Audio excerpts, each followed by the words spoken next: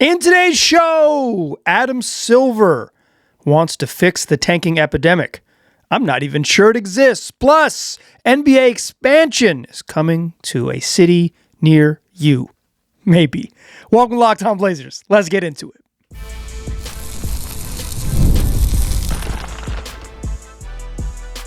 You are Locked On Trailblazers, your daily Portland Trailblazers podcast, part of the Locked On Podcast Network. Your team every day.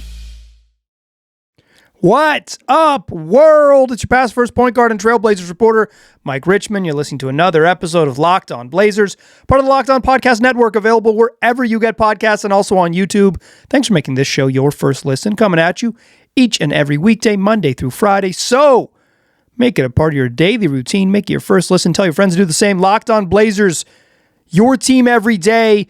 In today's show, we're talking about some comments that Adam Silver made at his press conference at All-Star Weekend in Los Angeles. He discussed the NBA's situation with intentional losing, tanking, per the parlance of our modern times, and some interesting notes on expansion, which seems like it's going to be at least pushed forward in the very near future, albeit we're probably several seasons away from actually getting expansion teams. We'll get into all of that today.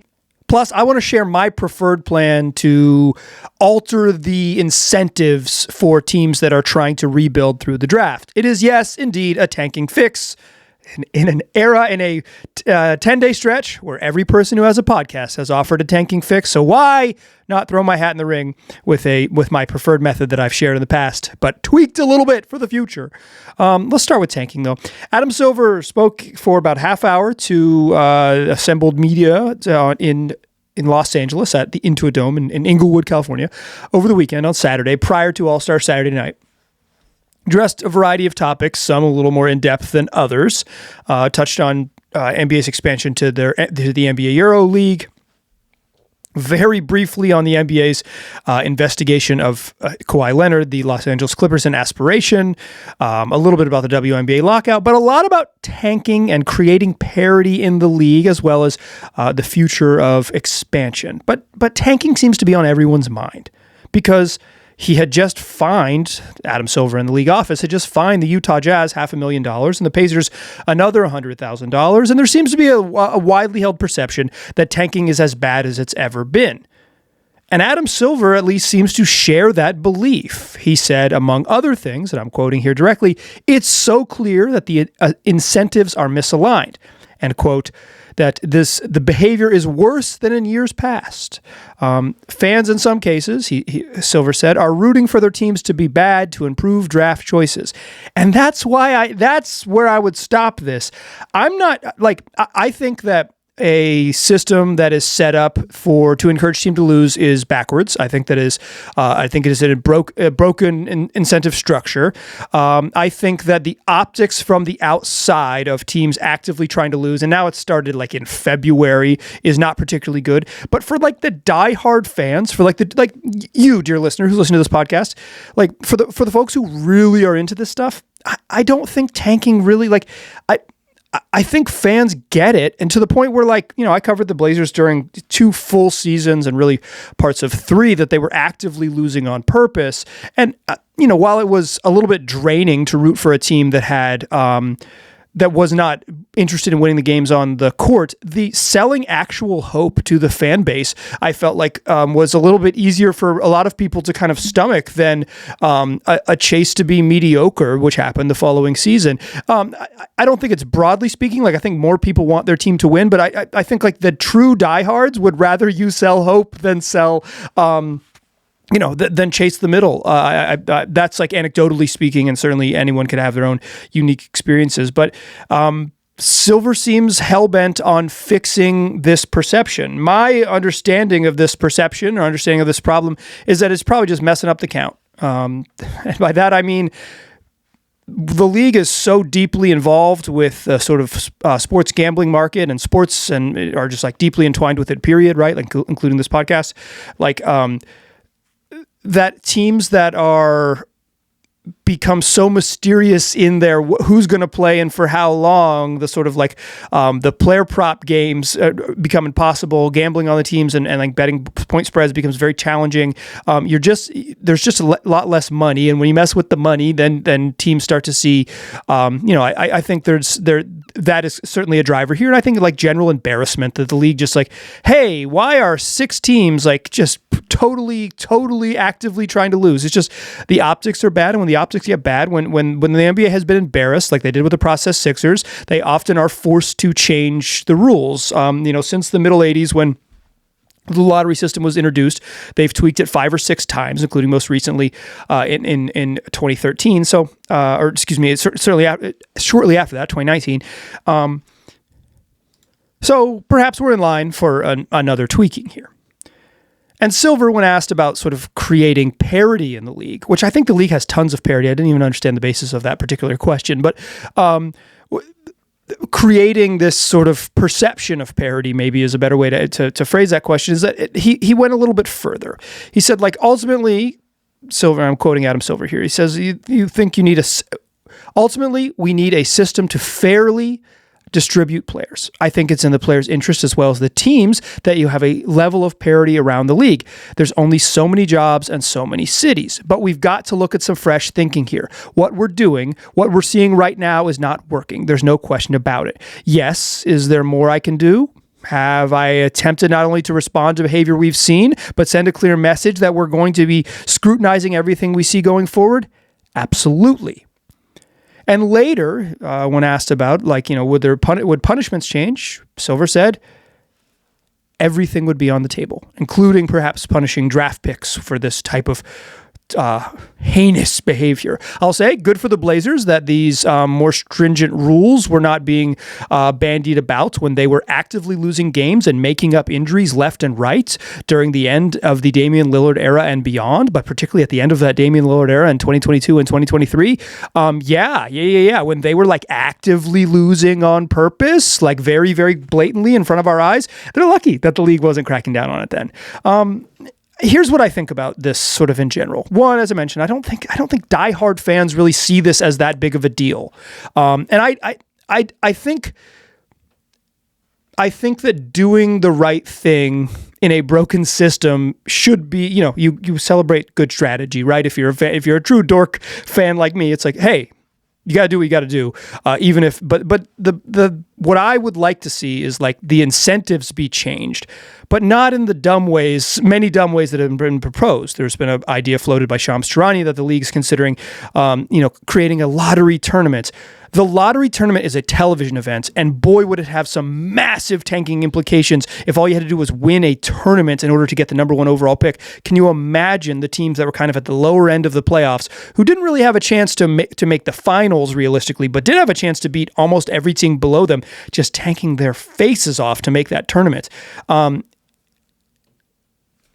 think those solutions are bad. And I also believe that the draft, I've been in favor in the past of maybe abolishing the draft entirely. I think I've changed my tune a little bit on that, although I think you could convince me because there is a radical part of me that still likes that idea. But the draft in general, because of the way the sport of basketball works, because of the sort of outsized impact that a single talented player can have, the draft offers a path out of the mud. And teams, when they are playing in this closed ecosystem of 30 teams, need a path out of the mud. There needs to be a way, if you are bad, not on purpose, if you're just straight up bad because of bad luck or injuries or poor management, there needs to be a way out of the mud. And I think the current system is okay at doing that, because it does give you a way, an odds-based system to pick higher in the draft, and the flattened lottery odds actually do well to deter tanking. Importantly, the lottery is only for the top 4 picks. It's not like the lottery is for all of every single non-playoff team. The drawing is only for those top 4 picks, and the flattened odds at the top of that for the top pick in the lottery probably do deter it. In fact, like look at the Utah Jazz last season, where they blatantly tanked their faces off, and the odds kind of gave them what sometimes you deserve. You can end up with the worst record in the league, and you still have a 25% chance to pick 5th overall. It's a risk you can take. It is built into the system, but you are not actively rewarded for it. Because if the odds were flipped and the worst team got a 25% chance, there would be such a push for it. The flattened odds actually do deter tanking to some extent. I like that. I still think bad teams, because there are some teams that are just going to be sort of normal bad, need a chance to pick high up in the draft, because like for the most part, scouting is decently good, such that like the top 5 picks are generally where the best players come from. Not always. Certainly there's outlier examples, and I'm aware that Giannis Antetokounmpo and Nikola Jokic exist. But for the long history of the league, that's where the best players have come from. I think it generally holds true that the best players in the draft come in the top 5 picks. Getting a top 5 pick is your best path out of the mud. Some teams are poorly managed and will never get out of the mud. You know who you are.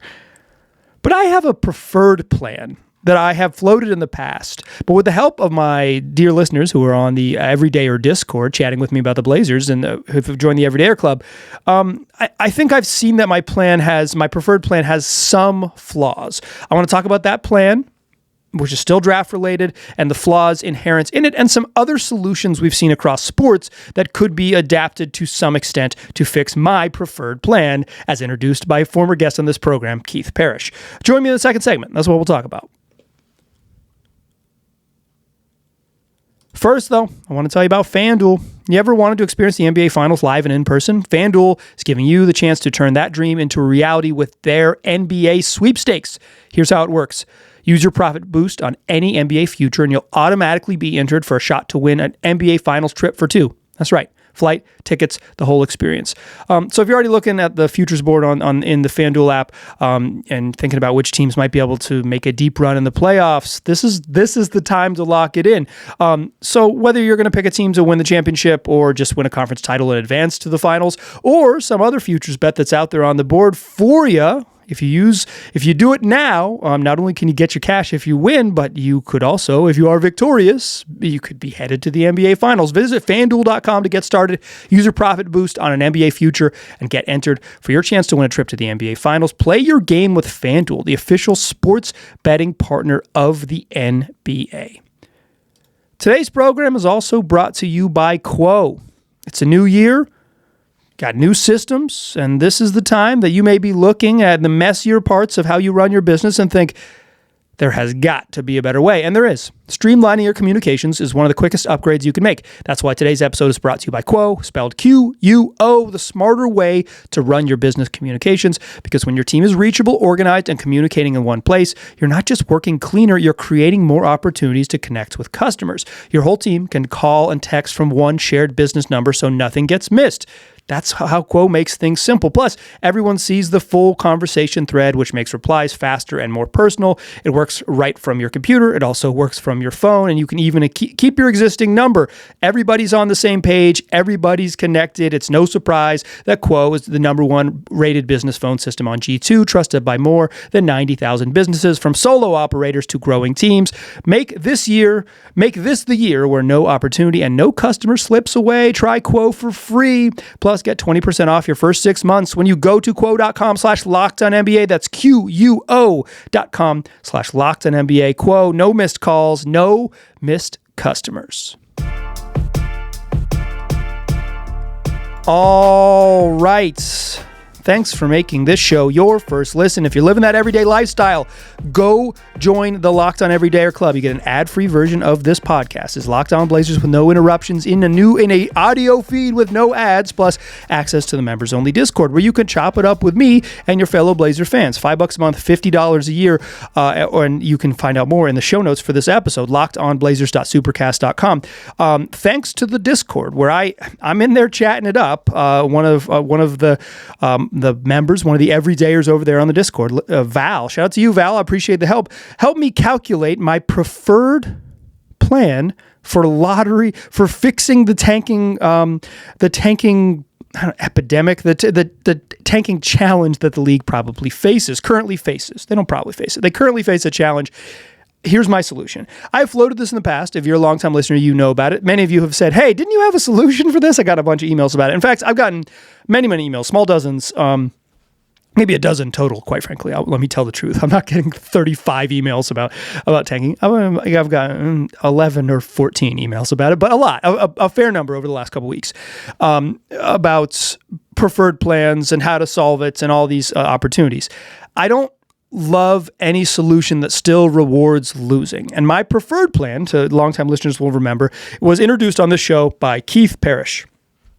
Keith has an idea for what he calls lottery points. And how it works is, from the very start of the season, every time you beat a team with a worse record than you, you are given one lottery point.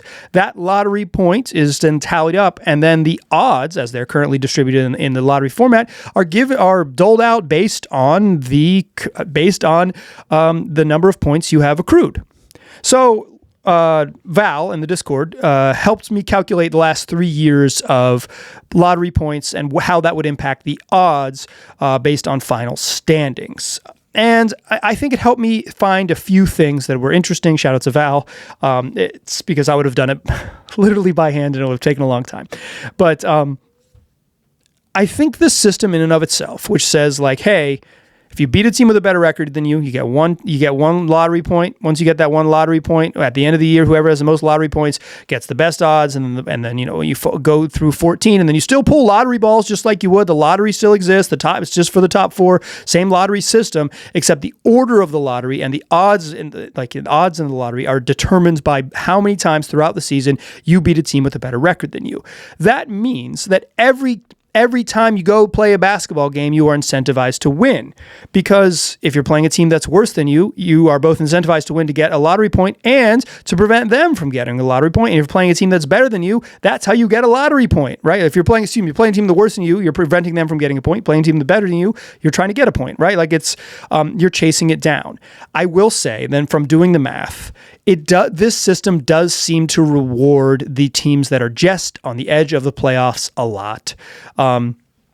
The Blazers currently have the second most lottery points. The Charlotte Hornets have the most lottery points. Both of those teams may make the playoffs in the end, thus they would be eliminated from the lottery, but the teams just below them, who are also play-in bound teams, would have a bunch of lottery points. I think the difference is that the incentives drastically change.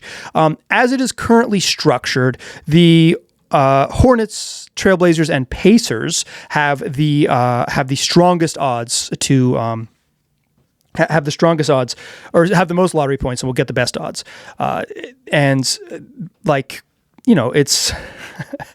I think the Pacers find themselves in a good position because they're just on the edge of this in real life, and actually this system rewards them and bumps them up a little bit. And now through the stretch run of the season, they are only incentivized to win. But teams like the Pelicans, who currently do have top 3 odds, but are fifth via tank points, or the Wizards, who are 7th via the lottery points, but are in the top 3 based on the current odds system, those teams have incentive to win down the stretch of the season. So it does drastically change the incentives. If you think about where the Blazers are, who do have really good odds at getting the number 1 pick, they would have a 14% chance based on the lottery point system, and the current odds would give them a 0.5% chance of getting the number 1 overall pick, right? That's a massive difference. But they play so many bad teams, so many teams like in the lottery during the last half of the season. If they try to actively miss the playoffs by losing those games against the bad teams, well, those teams are going to accumulate points, and the Pacers are only two points back. The Pelicans are only 3 points back. The Nets are only 4 points back. If the Blazers were to, say, drop 3 games against those loser teams and not accumulate points, they would be in danger of, if all these teams are incentivized to win, of dropping out. Plus, every time the Blazers play a good team, if they were to lose, they're missing out on getting points. So it'd be hard to game the system entirely. Now, talking to folks in the Discord, not just Val, but others in there, because that's what I'm doing. I'm chopping it up in the Everydayer Club. there is an idea that like teams could game the system early and they could like say the first 10 games of the season, we're just going to play every single player on the team. We're going to go 13 deep and we're going to start out the year, 2-7. And then we'll have a whole stretch after those, first 2 weeks to just like almost every team we play will be getting lottery points. We'll be back on track. We're going to, then we'll get it together. I don't think that is a particularly likely scenario, although I do admit that could possibly be gamed. I think a system that mostly rewards the mediocre teams and doesn't have a solution for like the truly bad teams, like say the Kings, who are way down based on tank points, like way down the list based on these lottery points. Like it's, there needs to be a way for like just like terrible teams to sort of get out of the mud. And sometimes you're just not going to win games. It could be tough. But if you are a truly bad team and say you win 20 games in a year, the chances that say, 19 of those are all lottery points and you'd always be incentivized to win. And during the offseason, you'd be incentivized to build a team capable of winning at least some games, I think would help push things in the right direction. A tweak to this, though, is something that is akin to what's happening in the Professional Women's Hockey League. They've adopted what's called the Gold Plan. It's where you earn points for draft odds after you are mathematically eliminated from the playoffs. The problem is that the PWHL has 8 teams and only 4 teams make the playoffs. So when you do get eliminated, more teams are going to be eliminated from contention quickly, and obviously the teams that do it first will have the most chances to accumulate draft points. So it does incentivize, like it does prop up bad teams, but also encourages bad teams to chase wins. Just the NBA has, because of the play-in and because of how large the playoff system is, like it's too much. It's too many. Like teams just stay in the hunt. Like in fact, some play-in teams will like literally never have a chance to accumulate what would be a gold point in this system because they would never be eliminated from playoff contention until they actually lost their last game of the season. So I don't love that, right? Because then you aren't encouraged to win and chase the play-in. You're much better off getting eliminated and winning some games. So I think some version of the gold points where maybe if you're eliminated from the top 6, then that's when lottery points kick in. Or say the lottery points kick in at the 15-game mark or the 20-game mark of the season, or in January 1st or something like that, and they run through the final 50 games of the year. I think in general, most teams start out and think they're going to be good and aren't going to just like totally tank the first 2 weeks of the season in order to chase it down. But I think looking at this closer, there needs the lottery point system is not perfect. It is still imperfect, but I do think in general, looking at it like slicing it now in the middle of the season, you could see how it would really, really, really change the calculus for some of these bad teams to say, hey, we're only 2 wins away from having a top 3 odds. Say if you're the Nets right now, we're 2 wins away from having top 3 odds. Pelicans are a win away from having top 3 odds. Hawks are 4 wins back. You could, during the stretch run of the season, bad teams would be heavily incentivized when they're playing other teams that are out of playoff contention to try really hard to win, and a system that encourages you to win and encourages you to make roster decisions in order to be able to win, say not putting Trae Young and Anthony Davis on ice and just waiting for the next season, would be better, right? Like the Wizards could be rewarded both for making moves to get better in the near term, and also they would still be able to chase a draft pick by winning basketball games. So I think some of the tanking stuff, you just need to change the way pick protections work and other things like that, but I still think the lottery point system as introduced by Keith Parrish, to me, remains the one that I am most interested in because it encourages teams to chase wins, and winning basketball games is the point of playing them, unless it's not, which is the current system where the point is to lose at a certain point and lose a lot. Okay, what about NBA expansion? It's coming. Like it's going to be here soon. In fact, we may get approval on it as soon as in July. Let's talk about that to close the show. Join me in the third segment, won't ya? First, though, let's talk Indeed. Workplace chaos, deadline stacking up, inbox overflowing, and the one position you have to fill still sitting open. When the pressure's on, you need the right hire. This is a job for Indeed sponsored jobs, which helps you reach the people who actually fit with what you're looking for, be it their skills, their experience, location. So you're not just hoping the right candidate stumbles across your post. Instead, you're not spending all that time searching, and you're spending more time interviewing colleagues who check all of the boxes. Less stress, less time, more results when you need the right person to cut through the chaos.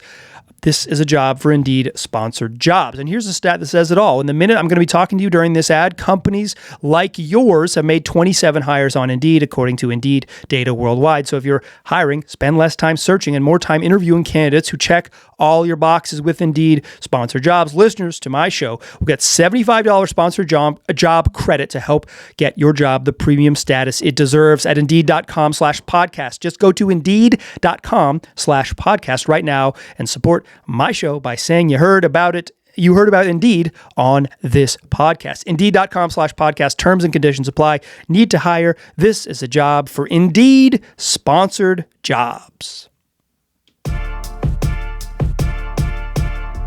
All right, still a pass first point guard. Still Mike Richmond, still listen to Locked On Blazers. Among the many things that Adam Silver talked about was also NBA expansion. And he said that a decision on NBA expansion is coming in 2026. They will meet and truly discuss it at the Board of Governors meeting in March. And then the next, they won't specifically vote on it, but they'll discuss it and all of that. And then a specific vote could potentially come later. And the next Board of Governors meeting is in July during Summer League. That means that there could be an approval on NBA expansion as soon as July. It would still probably take several years to ramp up. I would say the earliest that realistically expansion could come online is something like the 28-29 season based on the current timeline. But, because they got to, Seattle's obviously NBA ready, but they'd have to pretend to offer it to other cities. And then before they approve Seattle and Vegas, where the expansion is going to happen. I feel like it's not the worst kept secret because it's not a secret. It's just like the least veiled plan is that the NBA plans to expand in Seattle and Las Vegas. Silver had previously said at the NBA Cup in December, last December, that that those are the two most likely spots, but nothing has been determined. And then in his press conference on Saturday in Los Angeles, he was kind of like, oh yeah, well, it could be any number of cities. We'll have to look at it. And it doesn't have to be two teams. It could be one, but I think it's coming. And when it does get here, I think it's interesting because it's probably going to involve some realignment of the league. One team, if it's Vegas and Seattle, one team is going to have to move to the Eastern Conference. And boy, would there be value in moving to the Eastern Conference the way it has worked for the last 30 years. You better believe Minnesota and Memphis will be vying extremely hard to be the team that moves east. I guess New Orleans will probably throw their hat in the ring by pointing out to where they're geographically located as well.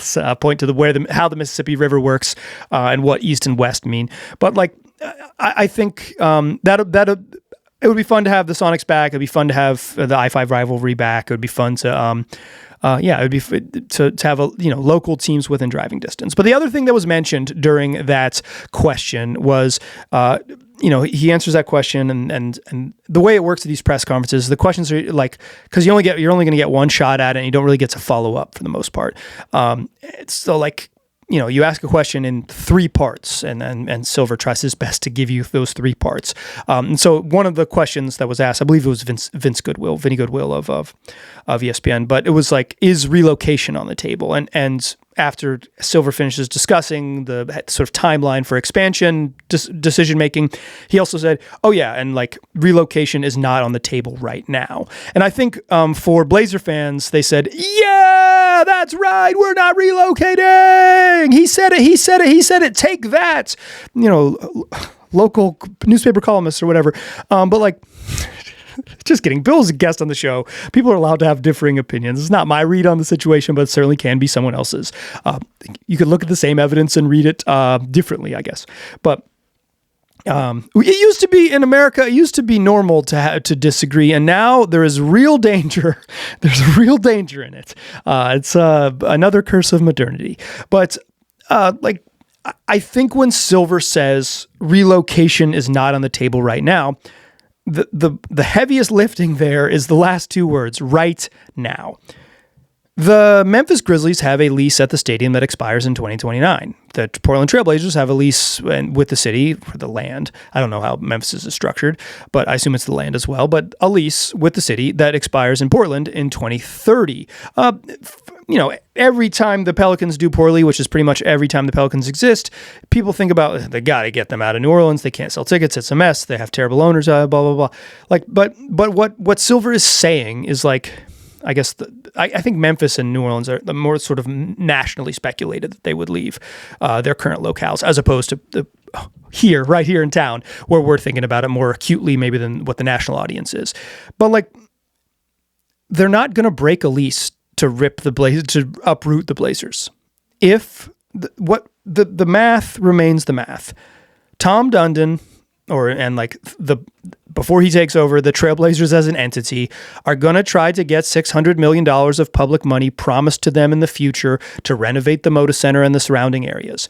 If they get that money or something close to it, I don't think there is very much risk at all in the team leaving. In fact, I think assuming that the State Bill 1501, which was supposed to hit the floor this week for more discussion of it has not happened yet as I'm recording this, assuming that bill passes in some form or fashion, and it was initially proposed $360 million. So it's that much money around there. I believe my read on it is once the state passes $360 million of public money, the county and the city are not going to be, no politicians in those situations are going to want their legacy to be, I am the one person who held up this process, and that's why the Trailblazers play in Kansas City. I am the person specifically responsible for the Virginia Beach Trailblazers. No one wants to be that, right? If it passes at the state level, I believe water rolls downhill, but it has to pass there first. But even if we're still in this sort of scramble mode and it doesn't pass at this legislative session, the Blazers aren't going to leave until the lease is up. They're not going to let Tom Dundon break the lease and steal the team. What's going to happen is we're going to have this contentious period where there is no renovation money, and that an owner who's not particularly cash rich, does not have any, doesn't have any other way to make that project happen himself, but he does have leverage to say, I need this. This is like a necessity for running an NBA team, and then you get this sort of messiness. Same thing's going to happen in Memphis to some extent. They're either going to get, they're going to reach some agreement with Robert Parra, who's, I believe, the second richest owner in the NBA.